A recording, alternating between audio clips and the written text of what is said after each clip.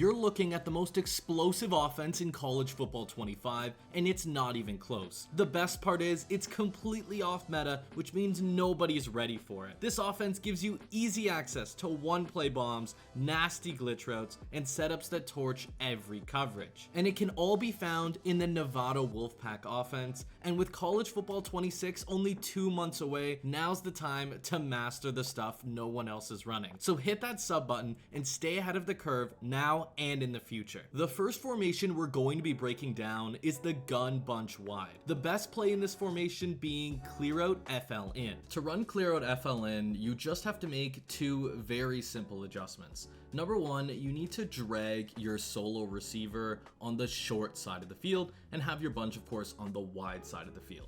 And then what you're going to do is put a speed out, because this outside receiver gets access to outside hot routes, on this outside bunch receiver.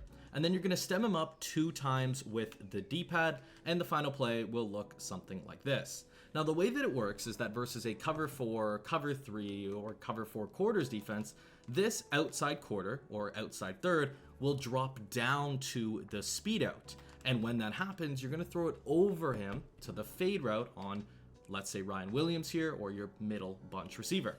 I also think this play is much more effective when you have a fast player here, and if you are in College Ultimate Team or you are just selecting your playbook, I highly recommend the takeoff ability. This also makes this play really, really effective, and a little extra detail that I think is important, that if you don't know this, you might not be able to run it.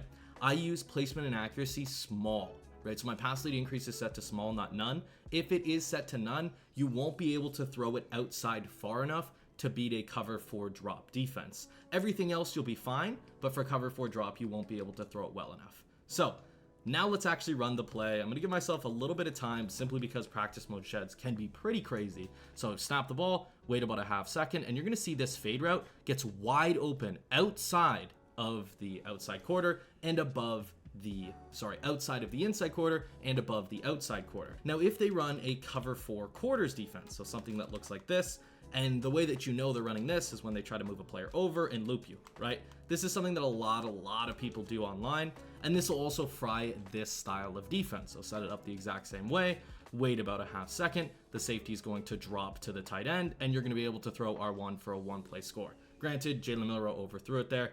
It happens, right? It'll happen with any quarterback.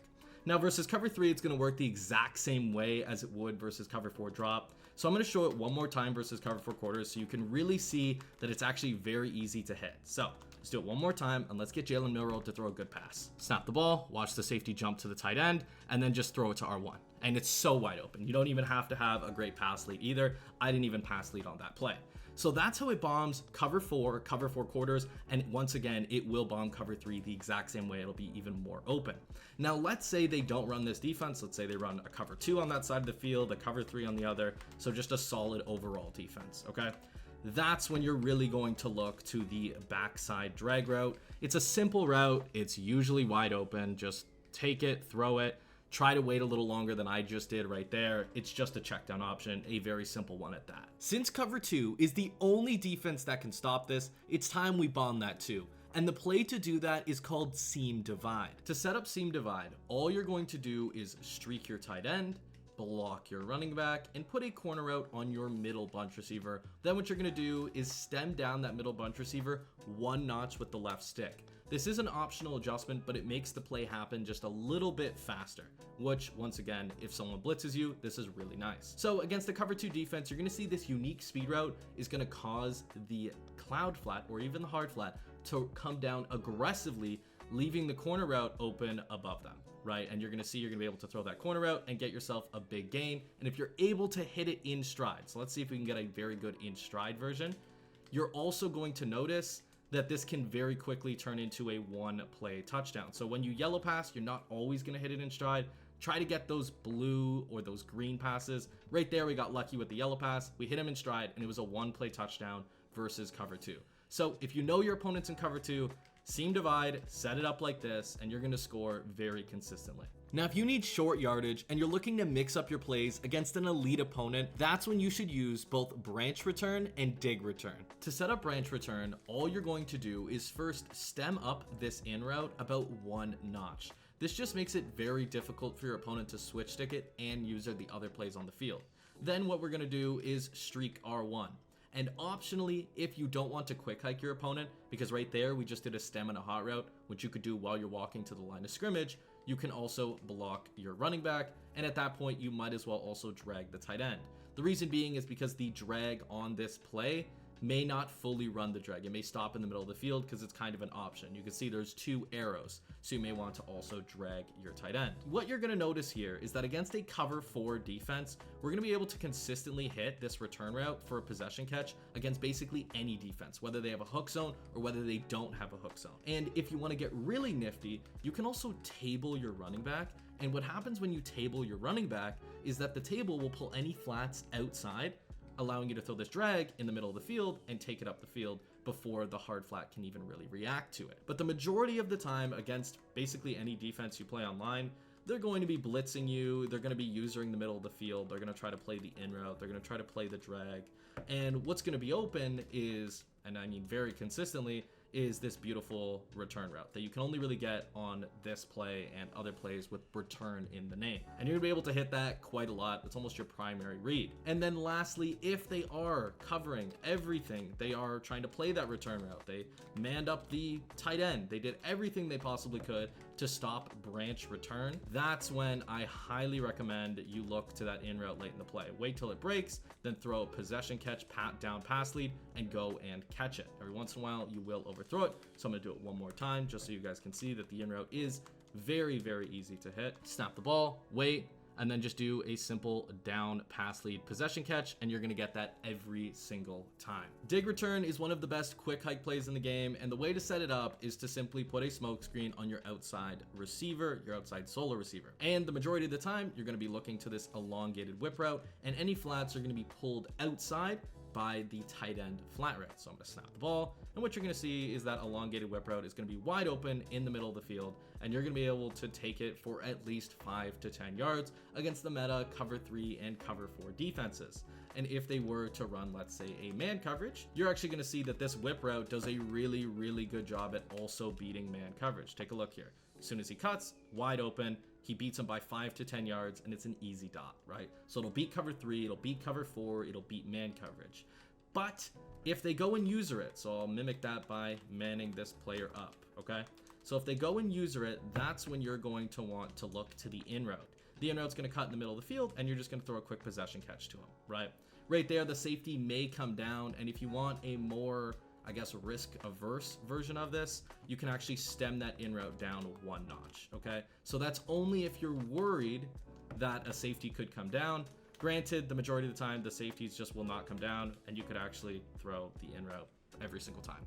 So that's dig return. It's a very consistent way to get 5 to 10 yards if your opponent is adjusting a lot to your bomb plays. Now, if you've been bombing your opponent all game, they'll start dropping everyone back. That's when you pivot to gun Y-off trio weak, a surgical formation with glitch routes built to shred zone coverages and move the chains. The first setup we're going to be covering is by far the sneakiest way to steal yards against any zone defense, and it's simply called slants. To set up the play slants, what we're going to do is drag our tight end and in route the outside trips receiver. And we're of course going to make sure the tight end and the trips is on the wide side of the field, so we have as much spacing to throw the routes that we need to throw.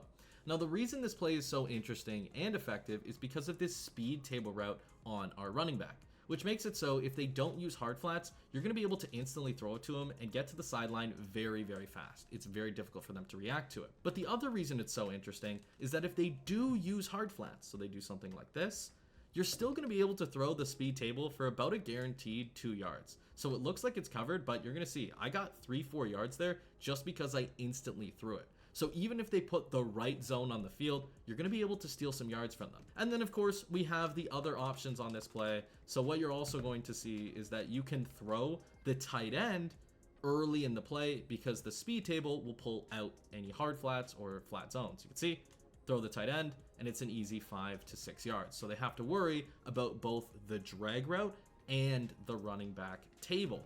Now, the other thing that you'll actually pay attention to is that you'll also be able to throw this backside in route, right? So if they are committing to that left side of the field, wait about a half second, and then just throw the in route for a guaranteed 8 to 9 yards against the meta cover 3 and cover 4 defense. That one, or that in route, isn't the best versus cover 2. I would focus on throwing the drag and the running back versus a cover 2 defense. The best play to pair slants with, and one of the most slept on chunk gainers in this entire offense, is called stick and nod. Now, stick and nod is very similar to slants in the way that we set it up in our read progression, but we have some really unique options in the return route and the post route, as opposed to a slant route in slants and a backside in route in slants. So what we're going to do is we're going to put a table on our running back and drag our tight end. And what's going to happen here is if they have a flat zone on this slot corner right here, you're going to see that the tight end drag is going to be open because the table is going to pull for it. Now that's just our first and very basic read. The majority of the time, what you're going to want to look for is this return route, because many players will be focused on the drag and the running back table and the post because it's such a high value read.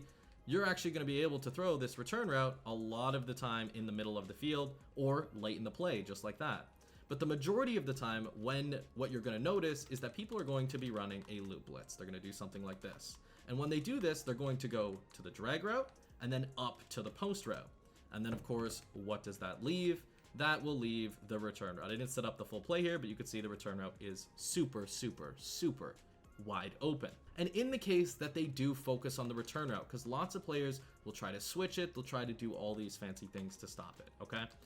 That's when you look to your final read in your progression, which is the post route. So wait about a half second until he cuts over the field, even wait a little longer, and then throw a nice rack animation and pass lead down and get yourself 20, 25 yards or more. Now let's talk about the play that annihilates the cover 3 and 4 meta that everyone's running right now, called goal line fork zig. The way to set this play up is to put a crosser on your tight end, a flat on your slot receiver, and a drag on your outside receiver.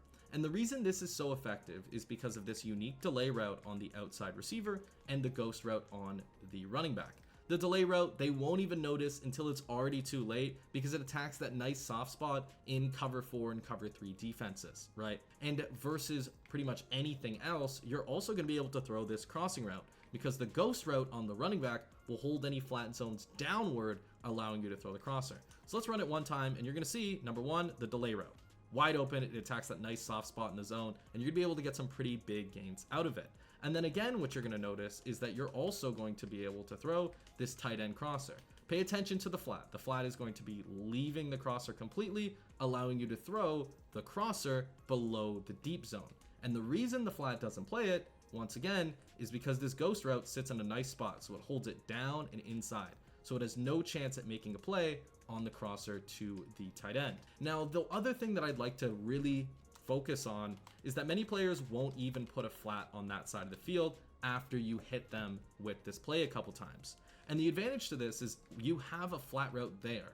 So if you notice that they do go play the delay route, throw your flat. You're going to get yourself 5 to 6 yards guaranteed, and that's why the flat is so important to have there. So that's goal line fork zig, one of the best zone beaters, if not the best zone beater in the game. Before I show you the absolute best bomb in this offense, plus some deadly gadget plays and red zone setups, make sure to check out the full Nevada offensive game plan at victoryformation.gg. You'll get full breakdowns, bonus plays, and detailed guides covering every concept in this scheme. With your membership, you unlock access to over 100 game-changing videos, exclusive breakdowns, and full game plans for every playstyle, designed to give you the edge every time you hit the field. So if you're ready to take your skills to the next level, like thousands of players already have, click the link below or scan the QR code to start winning today. Now here's where things get really sneaky, because Y Off Trips Week looks almost identical to Y Off Trio Week, but it gives us an entirely new set of plays to work with. You'll have 4 completely different setups, all from the same look, and your opponent won't know the difference until it's too late. The first setup is an insane bomb that gets wide open versus cover 3 and cover 4, and if it's run a little differently, can also bomb cover 2, and it's called Shock H Option. To set up Shock HB Option, you're basically going to be hot routing almost every single player, but I promise it's worth it. So we're going to be blocking our running back, dragging the solo receiver, putting a streak on our tight end, and then putting a curl route on the outside trips receiver and stemming him up one time. Then what we're going to do is we have this special shock route, And what we're gonna do is stem him up 4 times with the D-pad. 1, 2, 3, 4. And what you're gonna see is he's gonna go on a special route like this. And what's gonna happen is he's gonna run up the field like a streak, and only a quarter or an inside third are gonna think he's a threat. And then he's going to cut to a really fast outside position and attack that sideline. So right now we're going against the very common cover 4 drop. And what you're going to see happen is that he's going to run up the field. And then as soon as he cuts, you're going to see he's wide open for an easy touchdown, right? And that's versus cover 4 drop. And you can see the closest receiver or the closest defensive back is not even within 10 yards. And this also works, of course, versus the cover 4 quarters meta where people will try to loop you and do things like that. And I'd argue it's even better versus that meta. And what you're going to see is that the safety is going to pull inside, go play the tight end, even though he definitely shouldn't, leaving the shock route a wide open touchdown. Now that'll work versus cover 4 quarters, and just to show you, it'll also work versus cover 3. So here's a cover 3 cloud defense. You're gonna see I'm gonna snap the ball, wait about a half second, the third is gonna drop, and then once again, R1 is a wide open touchdown. Extremely effective play that beats the most common defenses. But you're probably gonna ask, okay, well, what if they run a cover 2 defense? Let's say they run DB fire, right? They do something like this, okay? Well, if they're in a cover 2 defense, that's when you don't actually want to stem up the R1 receiver. You could either leave him or stem him down. So we're going to set everything the same way, except we're going to stem down the R1 receiver, the slot receiver 1 notch down, and we could actually leave this nice hitch route on the outside guy. And what you're going to see happen is this deep half right here is going to pull inside to play the tight end streak, and then end up leaving the R1 receiver wide open to the sideline. Snap the ball, and you could just see this route is wide open. Whether it's a cloud flat or a hard flat, this route will be a pretty easy big gain and often a touchdown versus cover 2. So it really does fry extremely well. And then you're probably gonna ask, okay, well, how is it versus man coverage? Well, number one, these players don't have takeoff, so of course it's not gonna be as drastic as you might think. But if they do run a man coverage, especially if it's backed off man, kind of like this, what you're gonna notice is that if you stem up the route 1 notch, he's going to step up, and then as soon as he starts to cut outside, he's going to become a wide open touchdown. You can see he stems up, goes outside, and he's wide open. Right there, we got a bad animation, but you could see if we got a good run after catch animation, we'd have gotten a really big gain. So this play truly beats every single coverage. As long as you set it up in a way based on how your opponent is playing, you're gonna get some gigantic gains. Unlike Y off true a week, you also have access to one of these elongated whip routes in the play high-low dig. To set up high-low dig, what we're gonna do is drag the tight end, put a speed out on the outside receiver, and then put an in route on the solo receiver and stem it up 2 times. So it looks something like this. Now, just like in the play slants, we have a speed table. So if they are running deep flats, you're going to be able to take this and give yourself an easy 4 or 5 yards. If they do run curl flats, you're actually going to see that it can be much more than 5 yards. You can actually get something like 10 yards, right? And the best part is if they do run hard flats, so they're using hard flat zones like this is when you can really take advantage of the drag route, just like we did in slants. You're gonna see the drag route is going to be a very open read, and you can usually take it upfield for a solid gain. But the main reason we're running high-low dig is not just to replicate slants. We're actually looking at the main read, which is this elongated whip route, which as long as they don't have a vert hook shaded down, specifically on the field, you're going to be able to throw this whip route in that soft spot in the zone and get yourself, once again, some very easy yards. And then, of course, your in route will be your last read. So if everything else on the field is covered, so we'll mimic that with some man-ups. If they cover everything else, then, of course, you're going to look to the in route. You will need a little bit more time in the pocket, but just possession catch it in the middle of the field and get yourself a very solid gain. So this play is one of those that really horizontally stretches the field and makes it really tough on your opponent if they're running a heavy zone defense. And of course, as I mentioned, these whip routes, mentioned it in bunch wide, fry man coverage. Drag routes do great against man coverage, and so do in routes. So you really can beat every coverage with just this play. Now the next 2 setups are simple run/RPO plays, those being inside zone and RPO bubble. I like to use inside zone when I want to attack the tight end side of the field with a run, and I like to use RPO alert bubble to run to the halfback side of the field while also having the bubble option if our opponent doesn't pass commit. And just when your opponent thinks they've seen it all, we flip the script and hit them with 3 of the best gadget plays in the a game. The first of which being jet touch pass in normal Y off. Now jet touch pass is pretty self-explanatory. Simply snap the ball, have your tight end to the wide side of the field, and try to get the edge on the defense. As long as your players make their blocks, you're going to be in store for some gigantic gains. The other gadget plays come from normal Y off week, and this is where mobile quarterbacks really shine, using the plays power option and speed option. To run the power option or the power read, all you have to do is read the defensive end on the tight end side of the field. If he stutter steps, take it with your quarterback while holding the X button and get yourself a pretty solid gain. And if they do not stutter step, so let's say they option the running back, so looks something like this, they're going to option the running back, they're going to come directly at me, you're going to hand it off to your running back, right? So right there, he did stutter step and we actually made the wrong read, but you can see even when you hand it off to your running back and you make the wrong read, it's not a big deal at all, right? Because you're able to usually get around the edge quite quickly. So in this case, you're going to see he runs directly in, you're going to be able to get around that edge as long as your receivers make a block. It's just easy 5 to 6 yards. And that's why I like to use this scheme to drain clock, throw my opponent off, or get like 2 to 3 yards guaranteed as long as I make the right read on the defensive end. Once you get in the red zone, the field shrinks, so you need red zone plays that can beat man, zone, and a user when the space is tight. Luckily, the Nevada playbook gives you access, once again, to dig return and branch return in the bunch wide formation. So for branch return, to set it up, what we're going to do is put a drag on our tight end and a table on our halfback. And what you're going to notice is that the drag route is going to be wide open the majority of the time against most coverages. And you're also going to notice that against a backed off coverage, let's say they run curl flats, you're going to be able to throw your running back table routes right at the beginning of the play and get yourself 4 to 5 easy yards. Now those are your first reads, but your primary read, or the read that'll be most often open, will be this return route.